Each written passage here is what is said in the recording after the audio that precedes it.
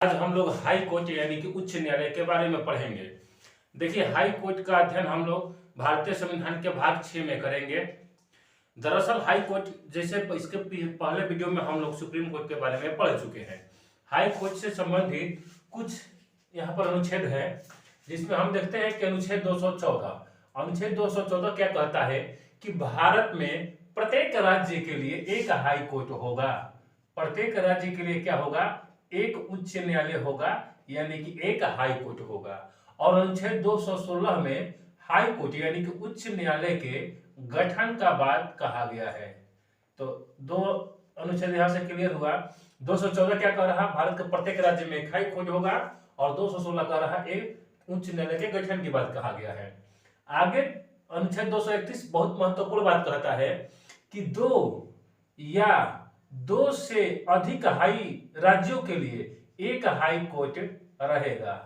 अनुच्छेद 231 क्या कहता है कि दो से अधिक राज्यों के लिए एक हाई कोर्ट बनाया जा सकता है। जैसे आप लोगों को पता होगा कि गुवाहाटी हाई कोर्ट क्या है? असम, मेघालय, मिजोरम, इस प्रकार से 3 या 4 राज्यों को मिलाकर बनता है। अब देखते हैं वर्तमान में भारत में उच्च न्यायालयों की संख्या कितनी है। उच्च न्यायालय की संख्या कितनी है? तो वर्तमान में हाई कोर्ट की संख्या 25 है, जिसमें 25वां हाई कोर्ट आप लोग का होगा अमरावती। अमरावती किस राज्य की राजधानी है? तो अमरावती जो हो गई आपका आंध्र प्रदेश की नया राजधानी बनाया गया है। पहले जो हैदराबाद हाई कोर्ट था, उस जो कि स्थापित हुआ था 1954 ईस्वी में, उसी को जो राज्य बंटवारा हुआ तेलंगाना और आंध्र प्रदेश में, तो वर्तमान में अमरावती जो हुआ आंध्र प्रदेश का हाई कोर्ट बना है और राजधानी भी बना है। तो 25वां हाई कोर्ट अमरावती हुआ, जिसकी स्थापना किया गया 1 जनवरी 2019 ईस्वी में। ठीक, यहां पर देखा जाए अगर प्रत्येक हाई कोर्ट में जजों की संख्या कौन निर्धारित करता है, तो राष्ट्रपति महोदय करेंगे। मान लेते हैं जैसे बिहार के राज्य हो गया, यहाँ बिहार पटना हाई कोर्ट में कितने जजों की संख्या होगी, तो यहाँ पर निर्धारित करते हैं राष्ट्रपति महोदय। अब देखते हैं योग्यता। हाई कोर्ट में जज बनने की योग्यता क्या होना चाहिए? तो 2 योग्यता है। ए नंबर, पहला कि भारत का नागरिक हो। क्या हो? भारत का नागरिक हो। हाई कोर्ट में जजों की नियुक्ति के लिए पहल का योग्यता भारत का नागरिक हो।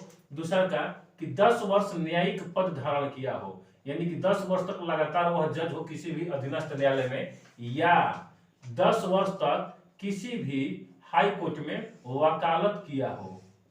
मैंने 10 वर्ष तक या तो जज हो या 10 वर्ष तक वकील हो, तो वह हाई कोर्ट में जज बन सकता है। अगला देखते हैं हाई कोर्ट में जजों की नियुक्ति कौन करता है? तो राष्ट्रपति महोदय करते हैं। हाई कोर्ट में जजों की नियुक्ति कौन करते हैं? राष्ट्रपति महोदय करते हैं। और किससे सलाह लेकर? तो जिस राज्य में भेजना होता है उस राज्य के हाई कोर्ट के मुख्य न्यायाधीश या उस राज्य के राज्यपाल के सलाह से करते हैं। ठीक, अब इसमें देखते हैं कि हाई कोर्ट के जजों की शपथ कौन दिलाता है? तो राज्यपाल। ध्यान रखना बहुत जरूरी है। जैसे मान लेते हैं बिहार राज्यपाल में कोई अगर मुख्य जज आ रहा है, तो उस मुख्य जज को शपथ कौन दिलाता है? बिहार के राज्यपाल दिलाएंगे। अगला देखिए त्याग पत्र। अगर हाई कोर्ट के जज अपना त्याग पत्र देंगे तो किसको संबोधन में देंगे? तो राष्ट्रपति को अपना त्याग पत्र देते हैं। ठीक, यहां तक स्पष्ट हुआ। नियुक्ति राष्ट्रपति करेंगे, शपथ राज्यपाल दिलाएंगे, और त्याग पत्र कौन लेंगे? तो राष्ट्रपति लेंगे।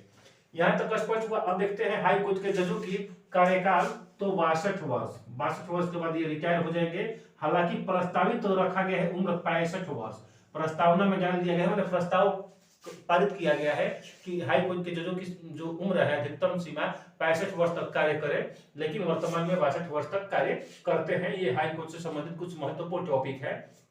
हाई कोर्ट की कुछ कार्य शक्ति देख लिया जाए तो प्रारंभिक क्षेत्राधिकार। प्रारंभिक क्षेत्राधिकार में जैसे दहेज कानून से संबंधित विवाद है उसमें निपटेगा, या फिर राज्य विधानमंडल द्वारा कोई असंवैधानिक कार्य किया गया या राज्य विधानमंडल द्वारा कोई असंवैधानिक कानून बनाया गया तो उसको जांच करने का अधिकार हाई कोर्ट है, और अगर वह असंवैधानिक पाया गया तो अनुच्छेद 13 के तहत उसको निरस्त भी कर सकते हैं। ठीक, अब इसके साथ साथ आप लोग को बता दें कि अपीलीय क्षेत्राधिकार, अगर अधीनस्थ न्यायालय से आप कोई मुकदमा जीतते हैं अथवा हारते हैं तो उसको अपील आप लोग हाई कोर्ट में कर सकते हैं। अगला है रिट अधिकारिता। हम लोग जानते हैं कि अगर किसी भी मानव का मौलिक अधिकारों का हनन होता है तो हम लोग अनुच्छेद 32 के तहत सुप्रीम कोर्ट में जाते थे, और अभी हम लोग हाई कोर्ट में भी जा सकते हैं। रिट अधिकारिता के तहत हाई कोर्ट या सुप्रीम कोर्ट 5 तरह की रिट जारी करता है। ठीक, अगला है प्रशासकीय अधिकार। प्रशासकीय अधिकार का मतलब हाई कोर्ट अपने से अधीनस्थ न्यायालयों के प्रशासन की देखरेख कर सकता है, या अपने जिस राज्य में हाई कोर्ट है, जैसे बिहार हाई कोर्ट में, तो बिहार हाई कोर्ट का जो मुख्य जज होंगे पटना हाई कोर्ट के जज,